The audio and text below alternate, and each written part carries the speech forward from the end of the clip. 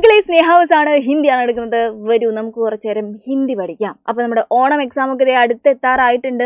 ഓണം എക്സാമിനും ഷുവറായിട്ട് ചോദിക്കാൻ പോകുന്ന ഒരു ക്വസ്റ്റ്യനുമായിട്ടാണ് മിസ് വന്നിട്ടുള്ളത്. എന്താണത്? ഓക്കെ, പറയാം. ആദ്യം ഹാജിക്ക് കഹാനി എന്ന് പറയുന്ന പാഠഭാഗം മക്കൾ ശ്രദ്ധിച്ചിട്ടുണ്ടാവും. പക്ഷെ അതിനെ കുറിച്ചിട്ടല്ല നമ്മൾ സംസാരിക്കാൻ പോകുന്നത്. അതിൽ പേജ് നമ്പർ 30 എടുത്താൽ 30 എടുത്തു കഴിഞ്ഞിട്ടുണ്ടെങ്കിൽ മക്കൾ ഇങ്ങനൊരു ക്വസ്റ്റ്യൻ കാണുന്നുണ്ടാവും. എന്താണ് ഇത്? നോക്കിക്കേ, എന്താണ് ഈ വഹ? എന്താണ് ഈ മേ നേ? ഇത് എന്താ സംഭവം എന്നുള്ളത് പലർക്കും മനസ്സിലായിട്ടുണ്ടാവില്ല. അത് ഉള്ളോട്ട് ഒരുപാട് പഠിക്കാനുണ്ട്. ഇത് വെച്ച് എന്തായാലും ഒരു ക്വസ്റ്റ്യൻ ചോദിക്കും, ഷുവറായിട്ടും ചോദിക്കും. കഴിഞ്ഞ തവണയൊക്കെ കഴിഞ്ഞ സിലബസിലൊക്കെ ഇത് ചോദിച്ചിട്ടുണ്ട്. സോ 8ാം ക്ലാസ്സിൽ നിന്നും നിങ്ങൾക്ക് ചോദിക്കുന്ന ഒരു ഷുവർ ക്വസ്റ്റ്യൻ ആണ് ഇത്. എന്താണിത് എന്ന് ചോദിച്ചിട്ടുണ്ടെങ്കിൽ ഗ്രാമർ ആണിത്. 7ാം ക്ലാസ് വരെ മക്കൾക്ക് എന്തുണ്ടായിരുന്നില്ല? ഗ്രാമർ ഒന്നും പഠിക്കാനുണ്ടായിരുന്നില്ല. പക്ഷേ ഇപ്രാവശ്യം മുതൽ നമുക്ക് ഗ്രാമർ ക്വസ്റ്റ്യൻസും ചോദിച്ചു തുടങ്ങുന്നതാണ്. മാത്രമല്ല, ഇതായിരിക്കും ചോദിക്കുക. ഗ്രാമർ ക്വസ്റ്റ്യൻ എന്തെങ്കിലും ചോദിക്കുകയാണെങ്കിൽ ഇതാണ് ചോദിക്കാൻ പോകുന്നത്. അതുകൊണ്ട് വളരെ നന്നായിട്ട് ഇത് അറിഞ്ഞിരിക്കണം, പഠിച്ചിരിക്കണം. ഒരു തരത്തിലും എന്ത് ചെയ്യരുത് മക്കൾ, വിട്ടുപോകരുത്. അതുകൊണ്ട് ഫുൾ വീഡിയോ കാണാം. ഫുൾ വീഡിയോയിൽ ഫുള്ളായിട്ട് നിങ്ങൾക്ക് മനസ്സിലാക്കി തരും ഇതെന്താ എന്നുള്ളത്. അപ്പൊ നമുക്കിനി എന്താണ്, 10ാം ക്ലാസ് വരെ ആവശ്യമുള്ള സാധനമാണ്. 10ാം ക്ലാസ്സിലെ ക്വസ്റ്റ്യൻ പേപ്പറിൽ വരെ ഇത് ചോദിക്കാറുണ്ട്. സോ എന്ത് ചെയ്യണം, ഇപ്പോഴേ ഇതങ്ങ് പഠിച്ചു പോയി കഴിഞ്ഞാൽ പിന്നെ നിങ്ങൾ ടെൻഷൻ അടിക്കേണ്ട, ബുദ്ധിമുട്ടേണ്ട ഒരു കാര്യവുമില്ല.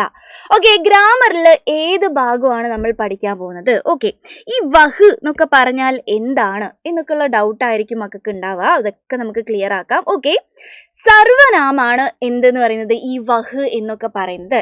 എന്താണ് ഈ സർവനാം എന്ന് പറഞ്ഞാൽ? ശരിക്കും ഇത് എന്താണ്, ചെറിയ ക്ലാസ്സിൽ നമ്മൾ പഠിക്കേണ്ട കാര്യമായിരുന്നു ഈ ഗ്രാമർ. പക്ഷേ എത്രത്തോളം ആളുകൾ പഠിച്ചിട്ടുണ്ട് എന്നറിയില്ല. സാരമില്ല, മനസ്സിലാവാത്ത ആൾക്കാർക്ക്, പഠിക്കാത്ത ആൾക്കാർക്കൊക്കെ നമുക്ക് ഇപ്പൊ ക്ലിയർ ആക്കാം. സർവനാം എന്ന് വെച്ചാൽ ഒന്നുമില്ല. എന്താണ്, ഞാനിപ്പോ എന്താണ് ഈ പെന്നിനെ കുറിച്ച് ഒരു കഥ പറയാന്ന് വിചാരിക്കാം. ഞാൻ പറയാണ്, പെന്ന് എഴുതാൻ വേണ്ടി ഉപയോഗിക്കും. പെന്നിന്റെ കളറ് നീലയാണ്. പെന്നിന്റെ എന്താണ്, പെന്നിന്റെ പുറം ഭാഗം വൈറ്റ് ആണ് എന്നൊക്കെ പറഞ്ഞ് ഞാൻ പെന്ന് എന്ന് വീണ്ടും ഇങ്ങനെ ഉപയോഗിക്കാന്ന് വിചാരിക്കാം. ഞാൻ അങ്ങനെയല്ലല്ലോ സാധാരണ കഥ പറയേണ്ടത്. പെന്ന് കഴിഞ്ഞിട്ട് ഞാൻ എന്തുപയോഗിക്കും? ഇത് എന്നുള്ള ശബ്ദം അല്ലേ. പെന്ന് എന്താണ്? ഇത് പെന്നാണ്. ഇത് നീല കളറാണ്. ഇതിന്റെ പുറം ഭാഗം എന്താണ്? വൈറ്റ് കളറാണ്. ഞാൻ ഇത് എന്ന് പറഞ്ഞ ശബ്ദമാണ് ഉപയോഗിക്കുക. അതായത് പേരിന്റെ റിപ്പീറ്റേഷൻ ഒഴിവാക്കാൻ വേണ്ടി ഞാൻ എന്തുപയോഗിക്കും? ഇത് എന്ന് ഉപയോഗിക്കും. ഓക്കെ, ഞാൻ എന്നെ കുറിച്ചാണ് കഥ പറയുന്നത് വെച്ചെന്നാണ്. സ്നേഹ മിസ് നല്ലൊരാളാണ്. സ്നേഹ എവിടുന്ന്? കോഴിക്കോടാണ്. സ്നേഹ ഇങ്ങനെയാണ്. സ്നേഹ ഹിന്ദിയാണ് പഠിപ്പിക്കുന്നത്. അങ്ങനെ സ്നേഹ എന്ന് ഞാൻ വീണ്ടും പറയത്തില്ലല്ലോ. ഞാൻ എന്ത് പറയും? ഇവൾ അല്ലെങ്കിൽ അവൾ എന്നൊക്കെ പറയൂ അല്ലെ. അപ്പം ഇവൾ, അവൾ എന്നൊക്കെ നമ്മൾ ഉപയോഗിക്കുന്നത് എന്തിനാണ്? ഈ നൗണിന്റെ റിപ്പീറ്റേഷൻ ഒഴിവാക്കാൻ വേണ്ടിയിട്ട്, അല്ലെങ്കിൽ നൗണിന് പകരമായിട്ട് ഞാൻ ഉപയോഗിക്കുന്ന വാക്കാണ് എന്തെന്ന് പറയുന്നത്? പ്രോനൗൺ എന്ന് പറയുന്നത്. നോക്കിക്കേ, നൗണിന് പകരമായിട്ട് നൗണിന്റെ റിപ്പീറ്റേഷൻ ഒഴിവാക്കാൻ വേണ്ടി, അല്ലെങ്കിൽ നൗണിനെ എനിക്ക് അറിയില്ലെങ്കിൽ ഞാൻ ഉപയോഗിക്കുന്ന വാക്കാണ് എന്തെന്ന് പറയുന്നത്? പ്രോനൗൺ എന്ന് പറയുന്നത്. അതിന് ഹിന്ദിയിൽ നമ്മൾ എന്ത് പറയുന്നു? സർവനാം എന്ന് പറയുന്നു. ഓക്കെ, എങ്ങനെയൊക്കെയാണ് നമ്മുടെ സർവനാം വരിക? ഒന്നില്ല, നമുക്ക് ഇത് കേട്ടാൽ മനസ്സിലാവും. എന്താണ് ഇത്? ഈ, ഇവൾ, ഇവൻ, അവൾ, അവൻ, ഞാൻ, നീ, നിങ്ങൾ, ഇതിലൊക്കെ നമ്മൾ പേര് പറയുന്നുണ്ടോ? എക്സാക്ട് പേര് പറയുന്നുണ്ടോ? ഇല്ല. ഇത്, ഇവൻ, ഇവൾ എന്നൊക്കെ അറിയാത്ത മാതിരിയാ പറയുന്നത് അല്ലെ. ഇതൊക്കെയാണ് നമ്മുടെ സർവനാമങ്ങൾ എന്ന് പറയുന്നത്. ഇതൊന്നും കേട്ട് പേടിക്കണ്ട. നമുക്ക് ആകെ 2 ആൾക്കാരെ പഠിച്ചാൽ മതി. നമുക്ക് ആകെ 2 ആൾക്കാരെ പഠിക്കാനുള്ളൂ കേട്ടോ. അപ്പൊ ഇതാണ് സർവനാം എന്ന് എന്താ ഒന്ന് മനസ്സിലാക്കി വെച്ചേക്ക. ഞാൻ എന്താണ് ഈ സാധനത്തിന്റെ പേര് അറിയാത്തപ്പോൾ ഞാൻ ഇത് എന്ന് ഉപയോഗിക്കും, ഈ സാധനം എന്ന് ഉപയോഗിക്കും. ഇത് എന്നൊക്കെ പറയുന്നത് ഷീ, ഹി, ഇറ്റ് എന്നൊക്കെ പറയുന്നത് എന്താണ്? സർവനാമാണ്, പ്രോനൗൺ ആണ് എന്നുള്ള കാര്യം നിങ്ങൾ ആലോചിക്കുക. ഓക്കെ, ഇനി നമുക്ക് പഠിക്കാനുള്ള 2 എണ്ണമാണ്. ആകെ 2 സർവനാം മാത്രം മക്കൾ പഠിച്ചാൽ മതി. ഇമ്പോർട്ടൻ്റ് ആണേ മക്കൾ. ഒരു തരത്തിലും തെറ്റിപ്പോകരുത്, ഒരു തരത്തിലും ഇത് പഠിക്കാതെ പോകരുത്, മറന്നു പോകരുത്. നമുക്ക് ആകെ 2 സർവനാമങ്ങളാണ് പഠിക്കാനുള്ളത്. എന്താണ്? 2 എണ്ണം. ഓക്കെ, ഏതൊക്കെയാണത്? കൃത്യമാക്കി തരേ. മിസ്സിന്റെ കൂടെ തന്നെ പറഞ്ഞു പഠിച്ചോളാട്ടെ മക്കള്. വഹ്, യഹ്, ഇങ്ങനെയുള്ള 2 സാധനങ്ങൾ മാത്രം നമുക്ക് പഠിച്ചാൽ മതി. ഏതൊക്കെയാണ്? വഹ്, യഹ്. എന്തൊക്കെയാന്ന് പറഞ്ഞേരേ. ഓക്കെ, അങ്ങ് ദൂരെയാണേ. ദൂരെ എന്ന് വിചാരിക്കണേ. ദൂരെ എന്തുണ്ട്? ഒരു പയ്യൻ നിൽക്കുന്നുണ്ടെങ്കിൽ ഞാൻ എന്ത് പറയും? അവൻ എന്നല്ലേ പറയാ.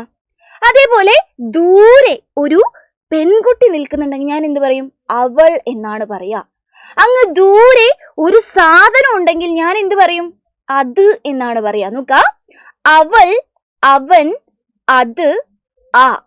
ഈ 4 മലയാളം വാക്കിനും നമ്മൾ ഹിന്ദിയിൽ ഉപയോഗിക്കുന്ന ഒറ്റൊരു വാക്കാണ്, ഒറ്റ സർവനാമാണ് വഹ്. വഹ് പെൺകുട്ടി, വഹ് ആൺകുട്ടി, വഹ് സാധനം, വഹ്. വഹ് എന്ന് പറഞ്ഞ കാര്യം നിങ്ങൾ ആലോചിച്ച് വെച്ചോളാം.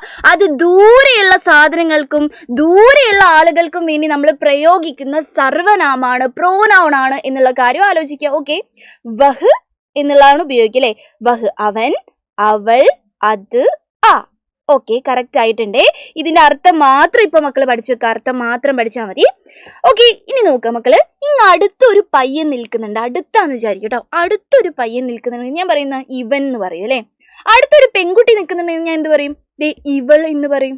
ഓക്കെ, അങ്ങ് അടുത്തൊരു സാധനം ഉണ്ട് എങ്കിൽ നമ്മൾ എന്ത് പറയും? ഇത് എന്ന് പറയും അല്ലെ.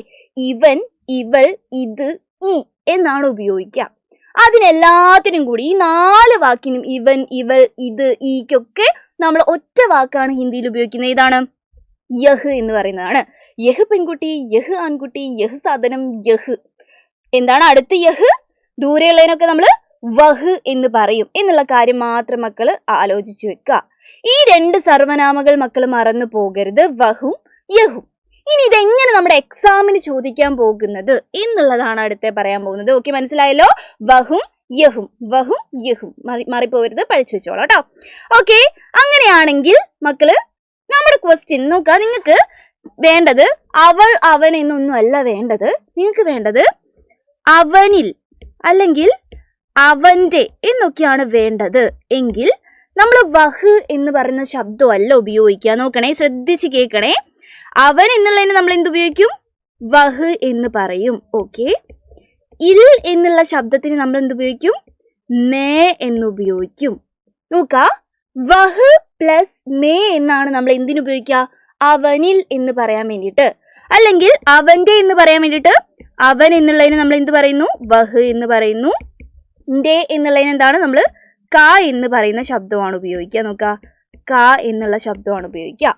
വഹ് പ്ലസ് മേ, വഹ് പ്ലസ് ക, വഹ് പ്ലസ് മേ, വഹ് പ്ലസ് സേ, അങ്ങനെയൊക്കെ പറഞ്ഞാൽ നമുക്ക് അവന്റെ, അവളുടെ, അവനോട്, ഇനി ഇവളുടെ, ഇവന്റെ, ഇവനോട് എന്നൊക്കെയുള്ള ഒരുപാട് വാക്കുകൾ കിട്ടും. അങ്ങനെയാണ് നമുക്ക് എഴുതേണ്ടി വരിക അല്ലെ. നമ്മുടെ സെന്റൻസ് നമ്മൾ ക്രിയേറ്റ് ചെയ്യുമ്പോൾ നമ്മൾ എന്താണ്? അവനെന്നും ഉപയോഗിക്കാറുണ്ട്, അവന്റെ, അവളുടെ, അവനോട്, അവനേക്കാൾ എന്നൊക്കെ പറഞ്ഞിട്ട് ഉപയോഗിക്കാറുണ്ട് അല്ലെ. അപ്പം മക്കൾക്ക് ക്വസ്റ്റ്യൻ ചോദിക്കുന്നത് എന്താന്ന് വെച്ചാൽ, ഈ വഹ് പ്ലസ് മേ എന്ന് വെച്ചാൽ ഹിന്ദിയിൽ എങ്ങനെയാണ് കൂട്ടി എഴുതുന്നത്? നോക്കാം, വഹ് പ്ലസ് ക എന്ന് വെച്ചാൽ ഹിന്ദിയിൽ എങ്ങനെയാണ് കൂട്ടി എഴുതുന്നത് എന്നാണ് ക്വസ്റ്റ്യൻ ചോദിക്കാൻ പോകുന്നത്. നോക്ക, ശ്രദ്ധിച്ച് നോക്ക. നമ്മുടെ ഹാച്ചിക്ക് കഹാനിയില് 30ാമത്തെ പേജിൽ നമുക്ക് തന്നിട്ടുള്ള ക്വസ്റ്റ്യൻ മക്കൾ ഒന്ന് ശ്രദ്ധിച്ചു നോക്ക. വഹ് പ്ലസ് എന്ത്? വഹിന്റെ കൂടെ മേ ചേർന്നാൽ എന്തുണ്ടാകും? വഹിന്റെ കൂടെ ക ചേർന്നാൽ എന്തുണ്ടാകും? വഹിന്റെ കൂടെ നേ ചേർന്നാൽ എന്തുണ്ടാകും എന്നുള്ളതാണ് മക്കൾ എന്ത് ചെയ്യേണ്ടത്? എഴുതേണ്ടത്. ഇനിയിപ്പോ ഒരർത്ഥവും അറിഞ്ഞിട്ടില്ലെങ്കിലും ഒന്നും ഒരു കുഴപ്പവും ഇല്ല. നിങ്ങൾക്ക് ഇത് കോഡൊക്കെ ഉപയോഗിച്ച് സൂപ്പറായിട്ട് പഠിക്കാവുന്നതേ ഉള്ളൂ. കോഡ് ഇല്ലെങ്കിലും വേണ്ട, മനസ്സിലാക്കി കഴിഞ്ഞ് ഇത് സൂപ്പറാണ്. ഇതിന്റെ അർത്ഥം ഒന്നും മക്കളോട് ചോദിക്കത്തില്ല. ആകെ ചോദിക്കുക എങ്ങനെയാ അറിയോ? നോക്കിക്കേ, വഹ് പ്ലസ് മേ എന്താണ്, വഹ് പ്ലസ് നേ എന്താണ് എന്ന് മാത്രമേ ചോദിക്കത്തുള്ളൂ. ഇനി മക്കൾ കണ്ടോളെ, ഒരു സിമ്പിൾ സാധനം പറഞ്ഞു തരാം കേട്ടോ. വഹ് പ്ലസ് മേ എന്താണെന്നറിയോ? ഉസ്മേ എന്നുള്ളതാണ്. നോക്ക, ഉസ്മേ എന്നുള്ളതാണ്. ശ്രദ്ധിച്ച് കേട്ടോളെ മക്കളെ. നോക്ക, ഈ വഹ് എന്നുള്ള ഭാഗം എന്തായിട്ട് മാറി? ഈ വഹ് എന്നുള്ള ഭാഗം ഉസ് എന്നായിട്ട് മാറി. ഈ മേ എന്ന് പറഞ്ഞ ആള് മാറുമോ? മേ എന്ന് പറഞ്ഞ ആള് മാറത്തേ ഇല്ല. മേ ഇവിടെ നമ്മൾ ഇട്ട് കൊടുത്തു. ഓക്കെ, നെക്സ്റ്റ് സാധനം കൂടി മക്കൾ നോക്കണേ. വഹ് പ്ലസ് മേ ഉസ്മേ ആണ്. വഹ് പ്ലസ് ക എന്ന് വെച്ചാൽ എന്താ നോക്കിക്കേ. വഹിന്റെ സ്ഥാനത്ത് നമ്മൾ എന്തിട്ട് കൊടുത്തു? ഉസ് ഇട്ട് കൊടുത്തു. ഉസ് മാറ്റമില്ല. വഹ് വന്നാൽ ഉസ്സാണ് എന്നുള്ള കാര്യം ആലോചിക്കുക. പിന്നെ ഇയാൾ ഒരിക്കലും മാറൂല. നോക്ക, ഉസ്ക എന്നിട്ട് കൊടുത്തു.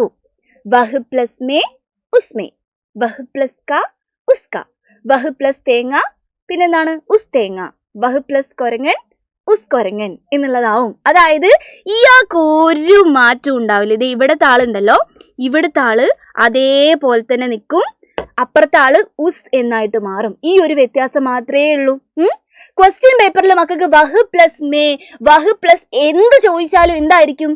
അത് ഉസ്സിലോട്ട് മാറ്റിയിട്ട് അതേ സാധനം അങ്ങ് ഇട്ട് കൊടുത്താൽ മതി. നോക്കിക്കേ, വഹ് പ്ലസ് മേ ഉസ്മേ, വഹ് പ്ലസ് കാ ഉസ്കാ, വഹ് പ്ലസ് നേ എന്തായിരിക്കും? ഉസ്നെ. വഹ് പ്ലസ് കെ എന്തായിരിക്കും? ഉസ്കേ. കണ്ടോ, സിമ്പിൾ സാധനം. നോക്കിക്കേ, വഹ് പ്ലസ് പർ, വഹിന്റെ സ്ഥാനത്ത് ഉസ്സിട്ട് കൊടുത്തു, പർ അതുപോലെ തന്നെ ചേർത്ത് കൊടുത്തു അല്ലേ. നോക്കിക്കേ, ഉസ്പർ എന്നുള്ളത് നമ്മൾ എഴുതി. ഓക്കെ, വഹ് പ്ലസ് കോ ഉസ്കോ, പിന്നെ വഹ് പ്ലസ് സേ ഉസ്സേ, വഹ് പ്ലസ് കി ഉസ്കി എന്നായി. യെസ്, സൂപ്പർ സിമ്പിൾ സാധനം അല്ലേ.